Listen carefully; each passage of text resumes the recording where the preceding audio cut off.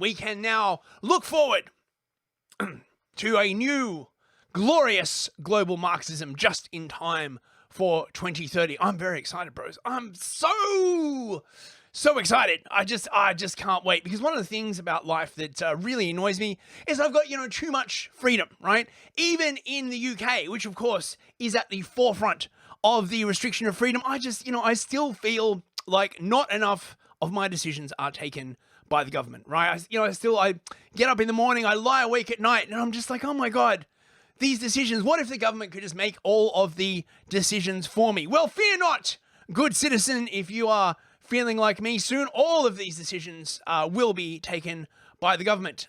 You will be free to sit on your ass and consume the appropriate media.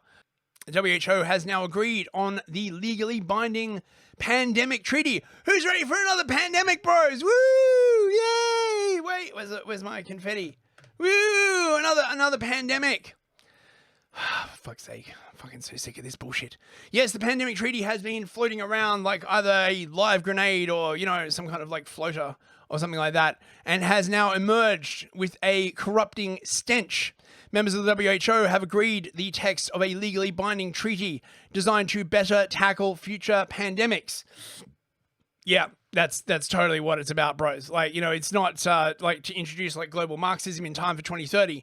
No. No, come on. That's a conspiracy theory, bros. And as we know, conspiracy theories have never, ever come true, right? For fuck's sake. It's meant to avoid the disorganization and competition for resources seen during the COVID-19 outbreak. Doesn't say anything about like the, just terrible decisions made or anything like that.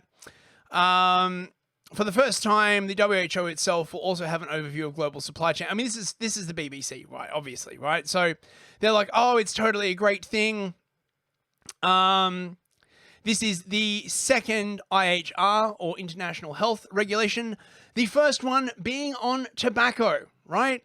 So, that's what you get. Oh, we want to ban smoking. You get global Marxism, right? Just let people do their thing. Right? Like, oh, I just wanted to make a better world. Yeah, well, you got fucking global Marxism, right? So maybe you should have taken your urge to make a better world and shove it up your ass, right? Can we just have like a competent world, right? That's like, mostly fine.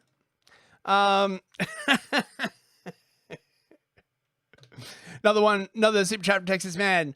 Mr. Fist loves the BBC. Oh, I do. How would I know what to think if not for the BBC? Right? You got to understand. Thank you very much, Texas man. It still needs to be formally adopted by members when they meet for the World Health Assembly next month. Spoiler alert, it's absolutely going to be adopted, right?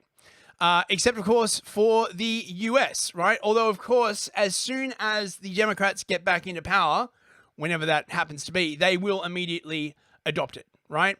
And they're also going to like change a bunch of stuff once it's in. That's the way these things go. They just get the agreement in, and then they just start slotting more stuff in. This is the way it goes. Now, of course, Ursula von der Leyen is very, very happy. Look at that. Oh, EU flags. And of course, if von der Leyen is happy, everybody else is sad. That's how it goes. Oh, what the fuck is this? Right. Now, this is an excellent thread from Escape Key. I would highly recommend, if you're on Twitter, following this guy. He does like the sort of like best breakdown of the sort of rationale behind sort of international Marxism that I've seen. Would highly, highly recommend. Chronically undersubscribed. So, this is basically his summary of what is going on. So he calls this cloaked in care. So the first step, identify a systemic crisis or moral failing, or create one if one does not exist. Because COVID-19 is framed as a global health equity failure, all of their bullshit is justified. Then reframe this systemic crisis as technical, borderless, and urgent. Which then, of course, means that you need to reframe it as a global systems problem, and then you need an international treaty in order to combat it. See how this works? Then design systems-based interventions, governed by the WHO and some kind of international multilateral group, create mediating institutions, right? So, you have like groups that take the diktat of the WHO and provide them to various countries. Wrap in moral and effective legitimacy using language of solidarity, equity, and planetary health. Individual dissent is reframed as unethical risk. 6, deploy soft law and infrastructure.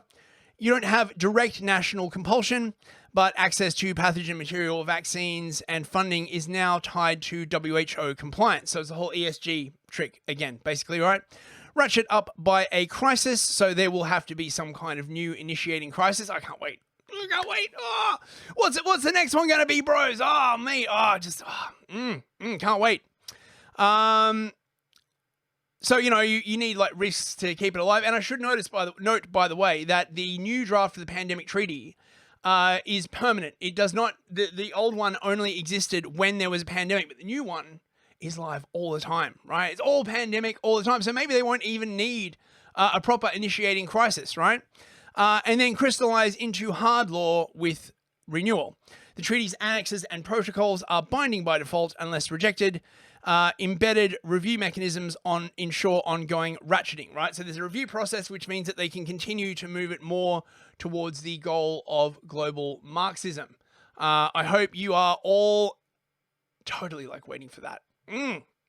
Now, there has been some awareness of this. This is from the Telegraph. UK in race to opt out of WHO lockdown powers. MPs and peers urge the government to exercise the right to ignore amendments to regulation before the July deadline. Bros, I'm having a psychic fit. I'm seeing into the future. They won't do shit, right? This definitely, the government absolutely will not reject those amendments. Britain has weeks to escape new powers, allowing the World Health Organization to recommend imposing lockdowns in future pandemics, a group of MPs and peers has warned. The UK must opt out of the WHO's new international health regulations by July 19th to avoid the bodies coordinating the response to any future COVID-style pandemic. Or literally anything, right? Like, the way the treaty is framed, right, is that it's global health crisis, right? Racism could be a global health crisis. Fucking the climate could be a global health crisis, right? Like, literally anything, right, could be a global health crisis, right? I wait with bated breath to see, like, what they're going to use as the triggering event for this. In a letter to the Foreign Office, 14 leading parliamentarians urged the government to exercise Britain's right to ignore amendments to the regulations before the looming deadline. Yeah, 14 leading parliamentarians. That's not going to be enough. It's not going to be enough. Critics have warned they give too much power to WHO and risk undermining individual countries' right to manage their own affairs. Yeah, that's literally what the Fabians want, though. So why would they not want that? Government spokesman told the Telegraph that no decision has yet been made on which of the amendments were in the national interest. In other words, they're not going to do shit, right? Suella Braverman is out against this. I don't think this is going to have any effect, but, she wrote that what the British public sees, what they intuit, is not just bureaucratic overreach, but a creeping usurpation of their democratic rights. Well, correct. They voted to leave the European Union precisely because they were tired of decisions being made by people they could not name and they could not remove. The WHO, as it currently stands, is another iteration of the same problem. However, a WHO spokesman said the body does not have the right or ability to take any decision concerning health within a sovereign state. Yeah, right. They just have the ability to very, very heavily pressure governments. Such authority will and always remain with the countries themselves and the political leaders that we have handpicked in order to usher in global Marxism. These recommendations are always based on advice provided by an emergency committee of international experts. Oh, well, hey, if they're international experts, I absolutely trust what they say. When has an international expert ever done anything wrong, bros? The goal is to prevent or reduce the international spread of disease and avoid unnecessary interference with international trade and travel, which implies, of course, that there is necessary interference, right? Fuck's sake.